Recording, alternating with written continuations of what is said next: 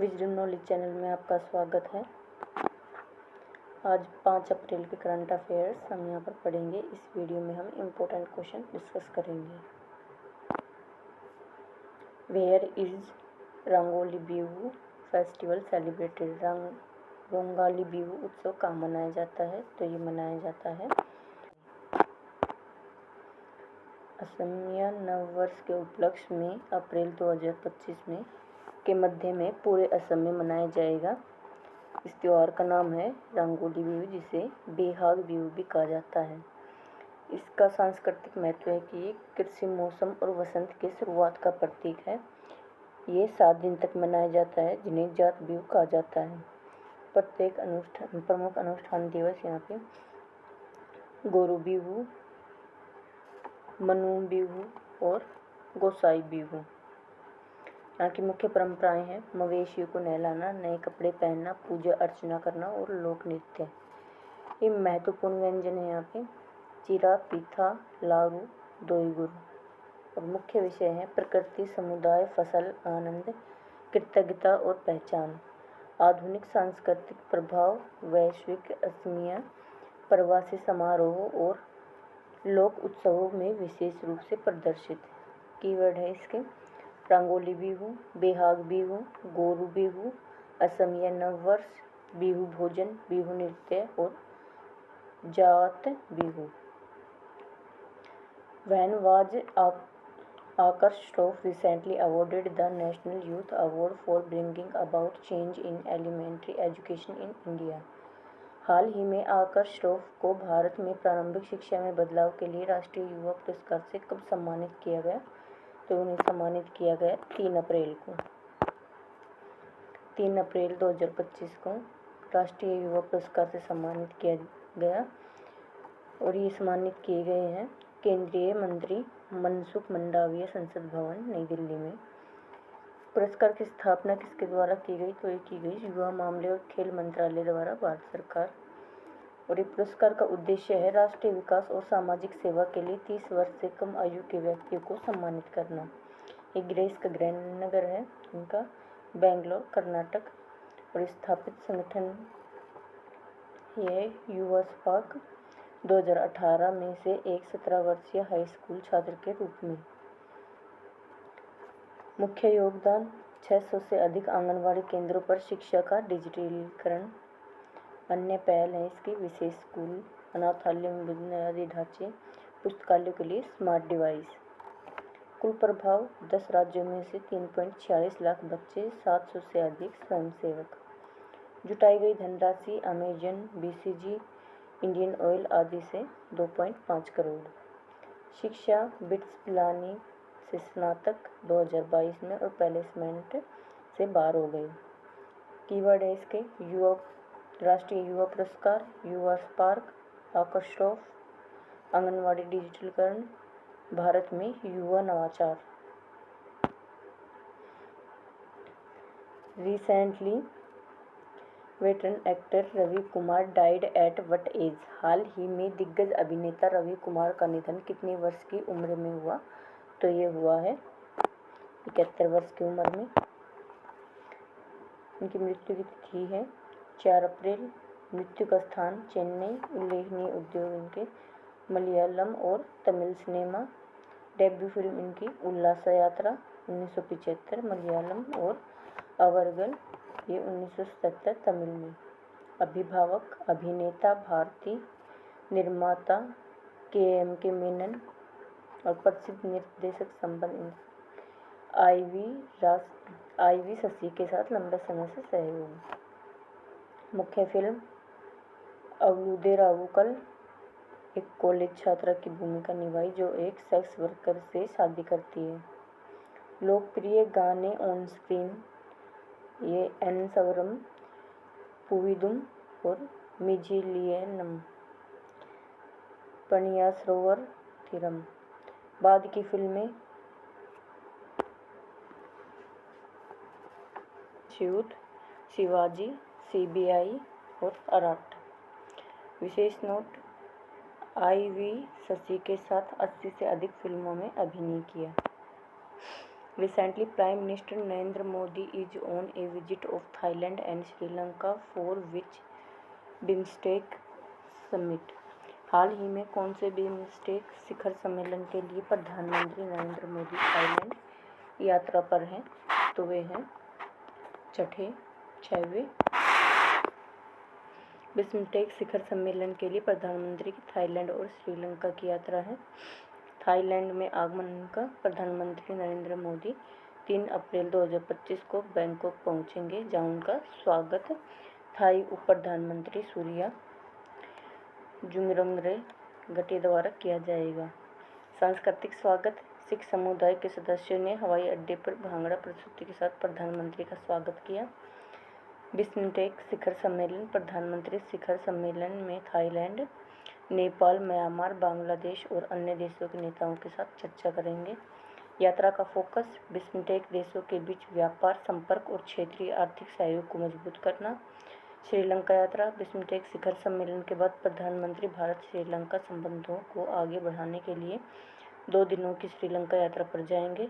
BIMSTEC का महत्व। भारत का पूर्वोत्तर क्षेत्र बिम्स्टेक के अंतर्गत क्षेत्रीय सहयोग के लिए महत्वपूर्ण है। कूटनीति लक्ष्य। सांस्कृतिक और आर्थिक संबंधों पर ध्यान केंद्रित करते हुए भारत, थाईलैंड और श्रीलंका के बीच संबंधों को मजबूत करना। What is rank of India in Network Readiness Index? Network तत्परता सूचकांक में भारत कौन से स्थान पर है? तो ये है 36वें। नेटवर्क तत्परता सूचकांक में भारत 170 देशों में से 36वें स्थान पर है। इसके कारक है फ्रंटियर टेक्नोलॉजीज के लिए वैश्विक तत्परता में भारत की रैंकिंग 36वीं, 2022 में 48वें स्थान पर था, इसमें सुधार हुआ है। ICT 99वां और कौशल 133वां। अनुसंधान और विकास 3 औद्योगिक क्षमता 10वीं, वित्त 17वीं और गिटहब डेवलपर्स ये दूसरा वैश्विक रैंक और AI निवेश 10वां, $1.4 billion. On which occasion did the Indian Army organize the Batalic Cricket League 2025? भारतीय सेना ने किस उपलक्ष्य में बटालिक क्रिकेट लीग 2025 का आयोजन किया? तो ये किया गया कारगिल विजय दिवस पर। भारतीय सेना ने बटालिक क्रिकेट लीग 2025 का आयोजन किया। ये कहाँ पर किया गया? जुबार स्टेडियम में, बटालिक में। इसका उद्देश्य खेलों को बढ़ावा देना, युवाओं को शामिल करना और क्षेत्रीय विकास का समर्थन करना। इसमें प्रतिभागी थे 13 टीमें 4 पूल में विभाजित। विजेता बटालिक ए ने डार्चिक्स ए को 47 रन से हराया। कार्यक्रम में उपस्थित लोग कर्नल दिनेश सिंह तंवर, डॉक्टर काछो, लियाकत अली खान और विशेष पहल ट्रॉफी के रूप में मैरियल विलो से स्थानीय स्तर पर निर्मित लद्दाखी विलो क्रिकेट बल्ली।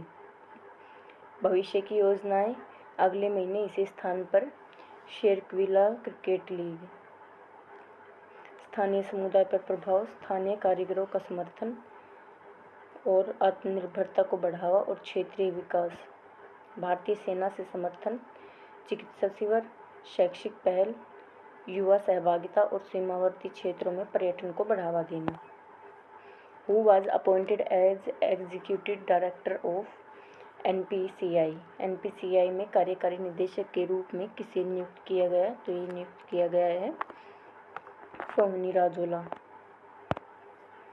सोहनी राजोला को NPCI में कार्यकारी निदेशक नियुक्त किया गया है। इनकी जिम्मेदारियां हैं भुगतान समाधानों को अपनाने और बढ़ाने का नेतृत्व करें, व्यवसाय विकास की देखरेख करें और गठबंधनों का प्रबंधन करें। पिछला अनुभव इनका वेस्टर्न यूनियन में पूर्व एशिया प्रशांत क्षेत्रीय प्रमुख, एक्सिस बैंक में डिजिटल बैंकिंग प्रमुख और कार्ड प्रमुख। UPI का विकास। मार्च 2025 में कार्ड उच्च लेन देन मूल्य 24.77 ट्रिलियन रुपये और वॉल्यूम इसका 19.78 बिलियन। वित्त वर्ष 25 में UPI वृद्धि मूल्य में 30% की वृद्धि होकर 260.56 ट्रिलियन रुपये और मात्रा में 42% की वृद्धि होकर 133.14 बिलियन लेन देन हुए। एनपीसीआई की भविष्य की रणनीति डिजिटल भुगतान क्षेत्र में तकनीकी समाधान को बढ़ाना और बाजार में अपनी उपस्थिति को मजबूत करना।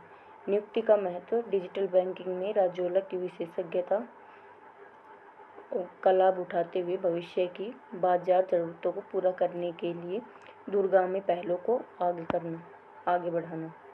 Manoj Kumar passed away recently, who was he? Manoj Kumar का हाल ही में निधन हो गया, वे कौन थे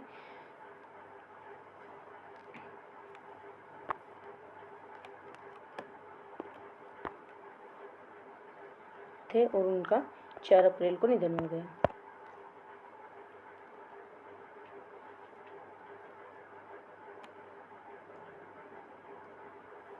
मनोज कुमार एक भारतीय अभिनेता थे और निर्देशक और लेखक थे जो अपनी देशभक्ति फिल्मों के लिए जाने जाते थे। 24 जुलाई 1937 को उनका जन्म हुआ और भारत के प्रति उनके प्रेम के कारण भारत कुमार उन्हें उपनाम मिला।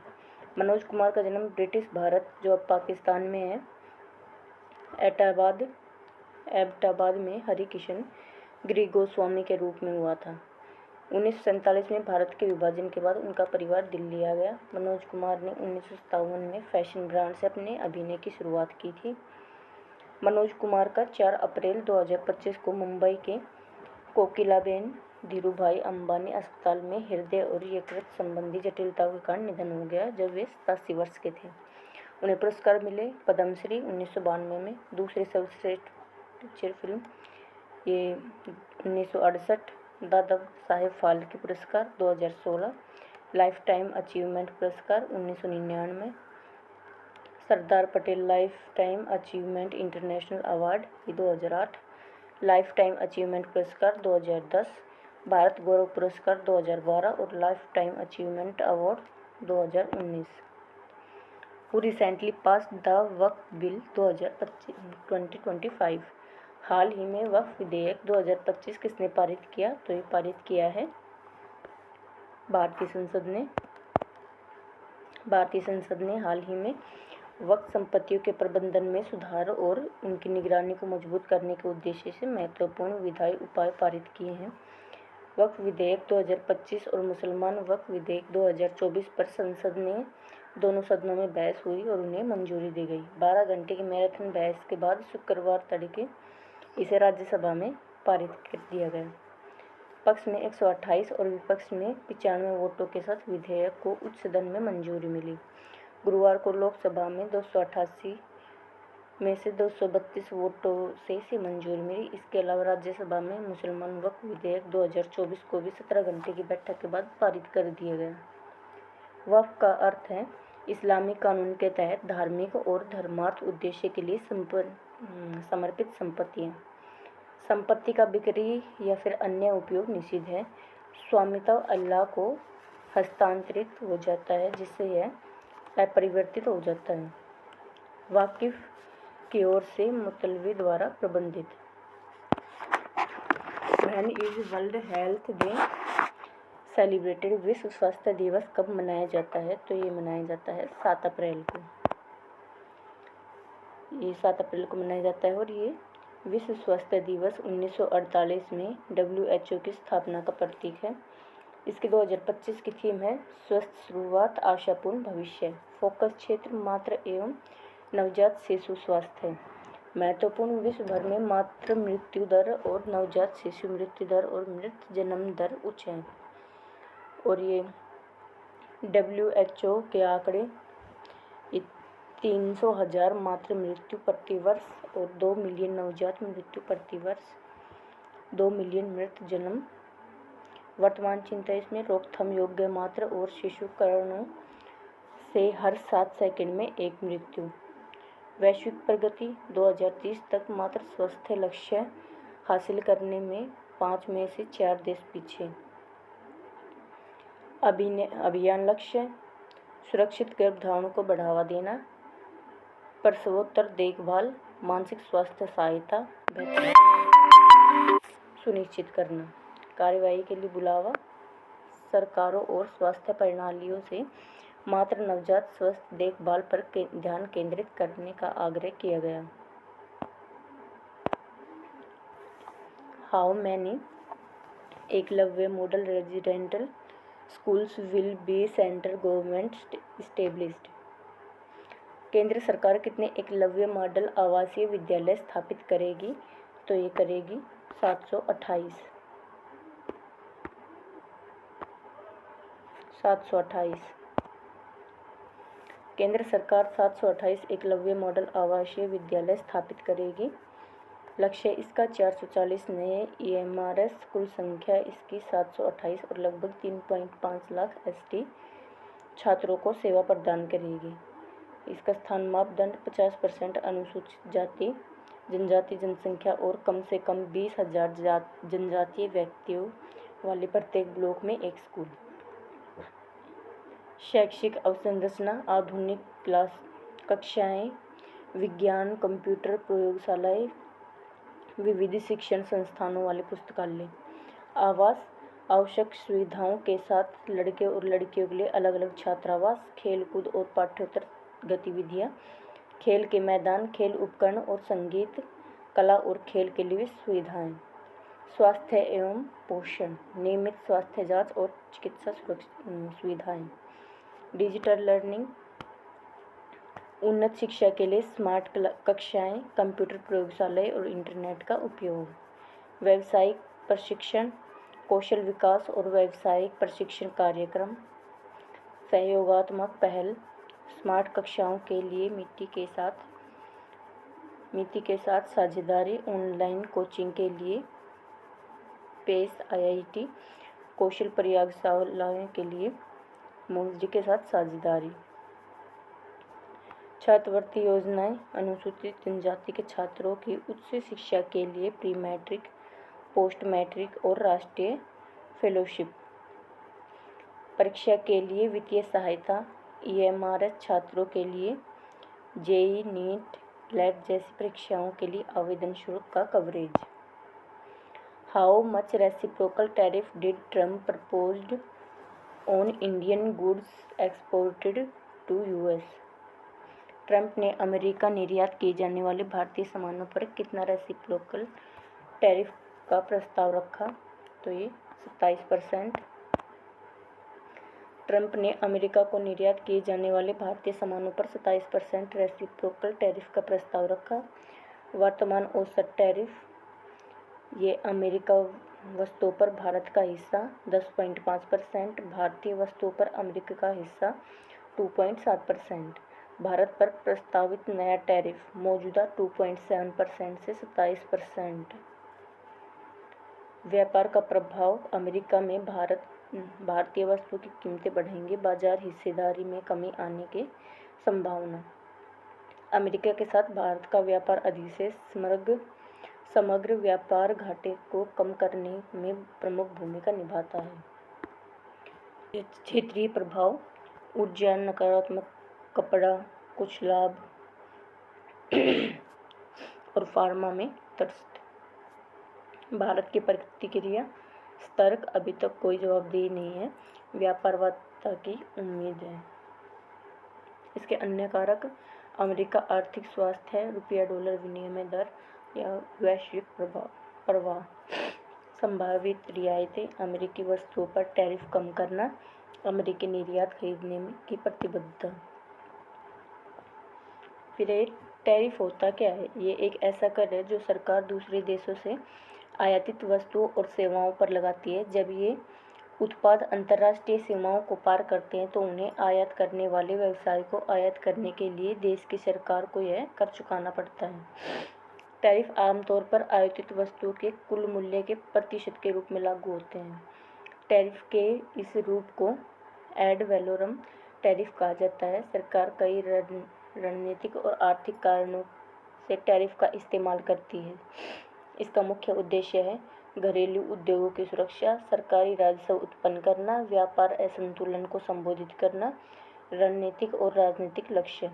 टैरिफ के 3 मुख्य कारण हैं, जिनमें से प्रत्येक में कर की गणना का तरीका अलग अलग होता है: यथामूल्य टैरिफ, विशिष्ट टैरिफ और मिश्रित tariff. Which state tops in solar power installation in Indian railway station and service buildings?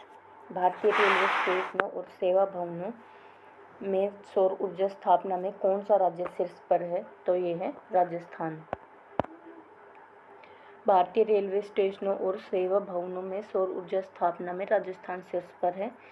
इसमें कुल स्थापित और क्षमता 209 मेगावाट, ये फरवरी 2025 तक। कुल सौर प्रतिष्ठान ये हैं 2249 रेलवे स्टेशन और सेवा भवन। विकास दर पिछले 5 वर्षों में 2.3 गुना वृद्धि हुई है।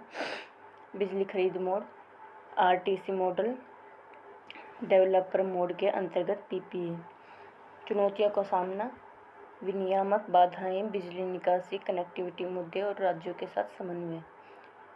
स्थापनाओं के आधार पर शीर्ष 3 राज्य, पहले पे राजस्थान, दूसरे पे महाराष्ट्र, तीसरे पे पश्चिम बंगाल। सर्वाधिक स्थापना वाला राज्य है राजस्थान और भविष्य का दृष्टिकोण है सौर ऊर्जा का विस्तार, आरटीसी विद्युत समाधान, विनियामक बाधाओं पर काबू पाना। Where was chief minister women entrepreneurship champion launched. मुख्यमंत्री महिला उद्यमिता अभियान कहाँ शुरू किया गया? तो ये शुरू किया गया है असम में। महिला उद्यमिता अभियान महिला उद्यमियों के लिए गेम चेंजर है। इस योजना का नाम है मुख्यमंत्री महिला उद्यमिता अभियान। ये लॉन्च किया गया है मुख्यमंत्री हिमंत बिस्वा शर्मा के द्वारा और प्रशिक्षण स्थान है इसका बेहाली, विश्वनाथ जिला, असम। कुल लाभार्थी इसमें 30 लाख महिलाएं। प्रारंभिक सहायता इसमें प्रतिमाह 10,000, द्वितीय वर्ष की सहायता इसमें 25,000 और तृतीय वर्ष सहायता इसमें सरकार 50,000 की। कर्ज का भुगतान केवल ऋण बैंक ऋण, सरकार ब्याज कवर करती है। निगरानी 1 वर्ष के बाद निरीक्षण, प्रभाव क्षेत्र सूक्ष्म उद्यम, कृषि, पशुधन। अतिरिक्त लाभ निःशुल्क शिक्षा, अरुणोदय योजना और पेंशन। For how long did Kerala, Tamil Nadu and west Bengal not receive any SSA funds? Kerala, Tamil Nadu और पश्चिम बंगाल को कब तक कोई SSA फंड नहीं मिला? तो ये 27 मार्च तक उन्हें कोई फंड नहीं मिला। केरल, तमिलनाडु और पश्चिम बंगाल को 27 मार्च 2025 तक कोई SSA फंड नहीं मिला।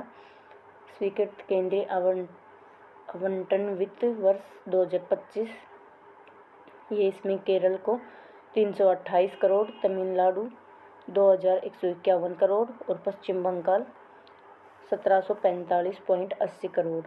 जारी की गई धनराशि 27 मार्च तक ये इन 3 राज्यों को कोई भी नहीं दी गई। कुल SSA आवंटन 45,830.21 करोड़। जारी की गई धनराशि कुल मिलाकर यह है 27,833.50 करोड़। केरल, तमिलनाडु और पश्चिम बंगाल को छोड़कर सर्वोत्तम प्राप्तकर्ता उत्तर प्रदेश आवंटित 6,971.26 करोड़। जारी हुई 4,487.46 करोड़। रोके जाने का कारण इसका प्रक्रियागत मुद्दे, नीतिगत असहमति, जैसे त्रिभाषा फॉर्मूला, PM श्री समझौता ज्ञापन, संसदीय पैनल का रुख, असंबंधित समझौता ज्ञापनों के कारण SSA निधि को रोकना उचित नहीं है। प्रभाव इसका वेतन, प्रशिक्षण, स्कूल बुनियादी ढांचे, RTE कार्यान्वयन में व्यवधान। सिफारिश, व्यवधान को रोकने के लिए लंबित SSA विधियों को तत्काल जारी किया जाना चाहिए।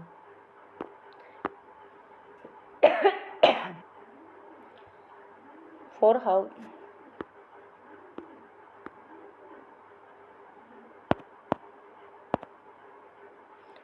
many books were shortlisted for the Women's Award 2025 for Non-Fiction 2025?